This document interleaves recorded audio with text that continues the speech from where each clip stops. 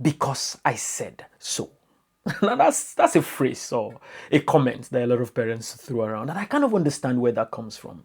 You've got so much to deal with: parenting responsibilities, work responsibilities, and these young people grow into this age where they question everything. That can sometimes come across as them questioning your authority or them trying to be rude. And there's that tendency for you to react by shutting that down with that simple phrase that a lot of parents like to use: because I said so. Why are you asking me to stop going out late? Because I said so. Why are you insisting on me doing that homework? Because I said so. Now that's short and interesting, but you wouldn't imagine the damage that that simple statement would do in the life of your young person in the long run. And what are the kind of damages I'm talking about? The first thing it does is it makes them believe that their opinion doesn't really matter. And so, what they would then start doing is to start shutting down those conversations, just, telling themselves that it doesn't matter anyway.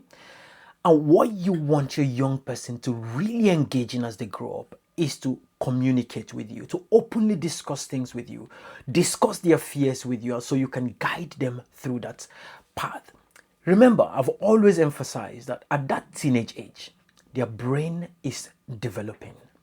And what you do not want them to do is not question things as they appear. Those questionings you see are actually signs of healthy growth and development. And every time you tell them, because I said so, you are simply saying your opinion doesn't matter. I don't care how you see it or what you think. All that matters is what I think. So instead of saying, because I said so, you could say, I understand how you feel about this. However, for this and that reason, this has to be the case. Some instances it might be a bit more difficult for you to explain because they do not see life from where you see it. And that often comes up. You have a perspective of life that is built over years of experience.